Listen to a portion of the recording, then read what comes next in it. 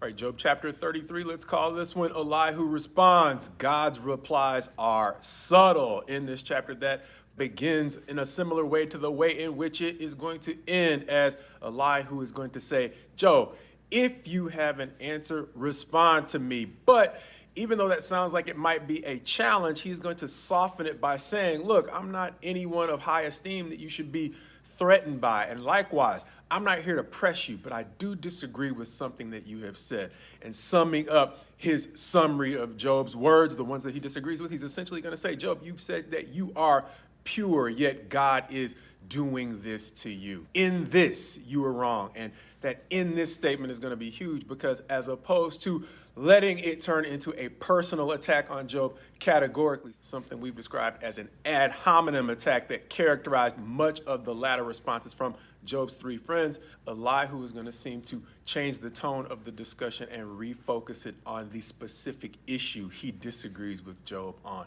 saying even further, God is greater than man. And so, Job, when you say that God will not respond to a man because you don't perceive his response, your perception does not control whether or not he's answering you, because God can answer a man in a dream or in his pain, both of which are designed to actually turn a man back from disaster, not to create disaster or misery in his life. And so in that later description of the way in which God can use pain to answer or respond to a person, he goes into a long discussion of how a person can sin without having to suffer all the consequences of their wrongdoing if they will simply turn. Once again, whether it's by a dream or by pain, he says God's motives in these things is not to cause misery, but to turn us back from greater calamity, before he goes on to, as we mentioned in the beginning, conclude by saying, Job, if you disagree, go ahead and answer me. But know this,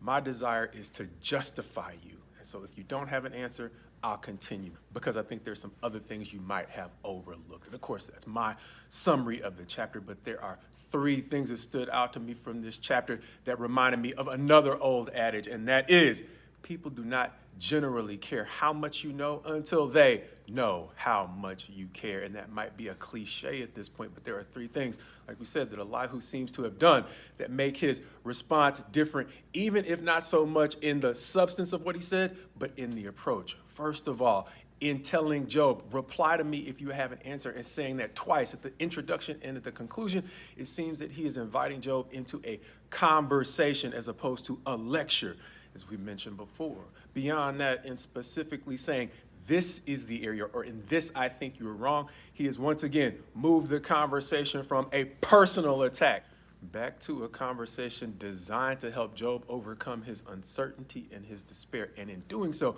he's actually using Job's words, not against him, as Eliphaz tried to do in his later responses to Job, but to help Job consider some possible explanations for what he's going through that he might simply have overlooked. And in doing so, Elihu is not trying to impose his opinions as Job's solution, as much as he is simply trying to connect things that Job already believes to a potential response or answer that can help him wait more effectively until God responds directly in a way that Job can clearly understand. And the interesting thing about the end of the chapter is that even though Elihu invites Job to respond at his conclusion, it seems that Job chooses to simply continue listening, reminding me of what we saw in the Proverbs, where it says, a soft answer turns away wrath. And even earlier on in Job, we saw Bildad not so much offering up a soft answer, but offering up a reasonable answer that prompted Job to initially say, I agree, and to genuinely seem to say that he agreed, as Job's anger seemed to subside after Bildad spoke, even though Bildad had some very pointed things to say. Likewise here, Elihu is not offering up a soft response, but he seems to be offering up, one, a fair response, narrowly tailored to what he actually disagrees with in what Job said, as opposed to attacking Job generally, and then finally letting him know that his disagreement is rooted in trying to actually justify Job, as they hopefully all come to a better understanding of why Job is going through this. Which reminded me once again that you may not be able to reach everyone in their time of despair, just like not everybody will be able to reach us in our time of despair. But much like that old adage goes, people don't necessarily care how much we know until they know how much we care. So God willing, in this young man's response, we can see the ways in which we might not be able to reach everyone, but God willing, we can maximize our potential for reaching people in their low moments when we invite them into a conversation as opposed to a lecture, one that's focused on helping them find a legitimate solution as opposed to simply proving them wrong. And then finally, as much as possible, disagreeing in a way that makes it clear that our motive is simply to help them move forward effectively.